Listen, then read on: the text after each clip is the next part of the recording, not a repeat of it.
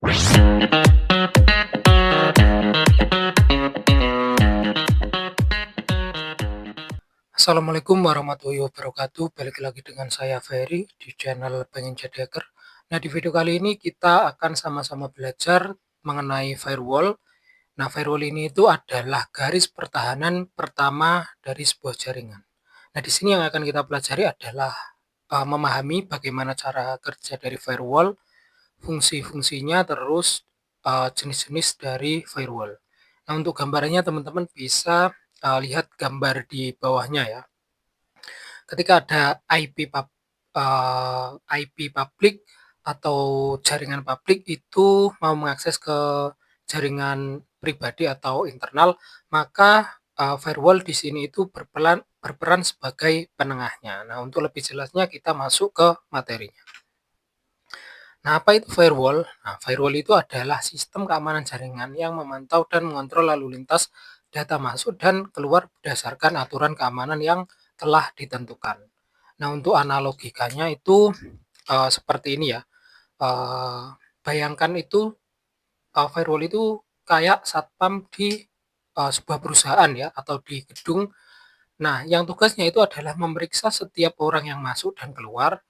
Nah, maka firewall ini memeriksa setiap paket data yang melewati sebuah jaringan. Nah, contoh kerjanya itu seperti satpam ya, sebagai penengah. Gitu. Ketika ada sebuah pengunjung yang ingin masuk ke sebuah perusahaan, maka satpam akan mengecek ini, yang dibawa orang itu apa, gitu. Apakah itu berbahaya apa enggak, gitu ya. Terus fungsi utamanya yaitu adalah untuk memfilter trafik jaringan, terus mencegah akses tidak sah, terus, melindungi data dan sistem dari ancaman luar. Nah, jenis-jenis firewall, di sini itu ada packet filtering firewall, tugasnya yaitu adalah memeriksa paket data berdasarkan IP, port, dan protokol, nah paling sederhana dan cepat. Terus ada stateful inspection firewall, ini itu adalah memantau status koneksi aktif, lebih cerdas dari paket filtering. Terus yang ketiga itu ada application layer firewall. Nah, ini itu bekerja di layer 7 ya. Jadi memeriksa isi trafik hingga level aplikasi seperti HTTP, FTP, dan DNS. Yang terakhir itu ada next generation firewall. Nah, ini itu adalah kombinasi semua fitur di atas ditambah IDS sama IPS. Nah, nanti kita akan bahas IDS sama IPS juga. Terus ada deep packet inspection sama threat intelligence. Jadi di sini itu adalah deep packet inspection itu adalah mengecek paket secara mendalam,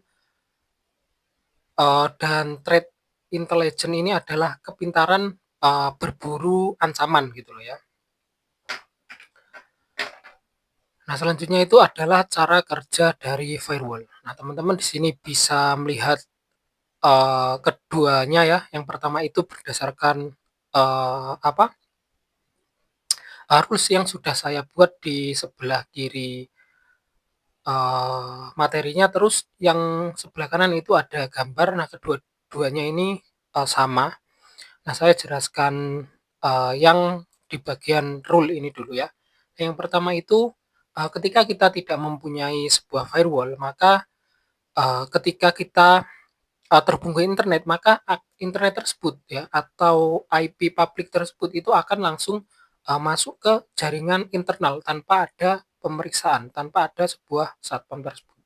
Nah, untuk cek rules-nya ya, ketika eee, koneksi dari luar itu sebelum masuk ke jaringan internal, maka akan dicek dulu oleh firewall. Nah, rules yang dicek ini ada IP source ya, itu adalah IP sumber sama destination-nya, terus ada port, protokol, sama status koneksi. Nah, ketika tidak ada bahaya maka akan di-allow atau diizinkan. Ketika setelah dicek memang itu adalah berbahaya maka bisa diblok gitu. Nah, sama seperti yang ada di gambar tersebut ya, komunikasi datang dari jaringan publik. Nah, ketika komunikasi itu diizinkan oleh firewall maka akan bisa terkoneksi ke jaringan internal atau jaringan private. Nah, sebaliknya jika komunikasi datang dari jaringan publik itu ditolak oleh firewall, maka tidak akan bisa terhubung. Nah, bayangkan jika, eee, tidak ada firewall, maka jaringan publik itu akan semena-mena masuk, keluar, ngambil, data yang ada di, jaringan private kita gitu ya. Nah, untuk contoh rules-nya itu adalah, mengizinkan traffic HTTP atau HTTPS dari internet ke web server. Nah, terus bisa, memblokir semua koneksi masuk ke port 22 yaitu yang diisi oleh, secure shell dari luar. Nah, terus bisa juga, eee, mengizinkan semua traffic dari jaringan internal ke internet. Nah, ini adalah bentar ya, oke ini adalah slide terakhir, yaitu adalah firewall plus IDS sama IPS. IDS itu adalah intrusion detection system dan IPS itu adalah intrusion prevention system.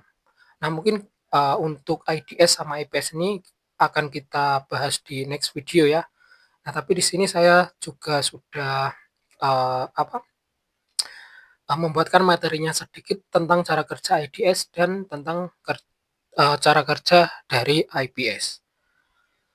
Oke, nah di sini ada beberapa perbedaan ya. Di sini ada 3 poin. Yang pertama adalah firewall, IDS, sama IPS. Nah, di sini, yang pertama perbedaan dari fungsinya. Nah, firewall ini berfungsi untuk memfilter sebuah traffic, terus IDS ini adalah mendeteksi sebuah serangan ya, IDS, intrusion detection, jadi mendeteksi serangan. Terus kalau IPS itu adalah intrusion prevention ya, atau, prevention, pencegahan gitu, bisa mencegah. Nah, dari segi aksi itu, firewall bisa melakukan allow dan block.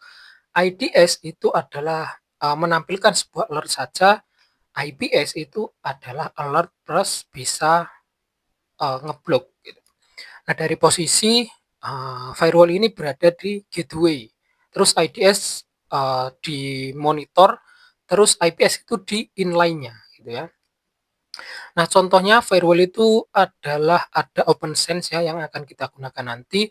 Terus, di IDS itu ada Suricata ya yang mode IDS karena dipakai di IDS maupun di IPS itu, juga bisa gitu. Nah, kalau di IPS ya sama Suricata mode IPS. Nah, jadi kita akan, pakai Suricata. Untuk cara kerja, IDS adalah Suricata membaca traffic secara pasif ya, mencocokkan dengan rules, ET-open ya, jika match kirim alert ke Splunk gitu, traffic, tetap jalan. Terus cara kerja IPS ini itu adalah Suricata membaca traffic secara inline terus mencocokkan dengan rules ET-open, terus jika match ya, jika sesuai langsung drop atau block gitu. Jadi, eee, apa perbedaan signifikannya seperti itu ya IDS sama IPS.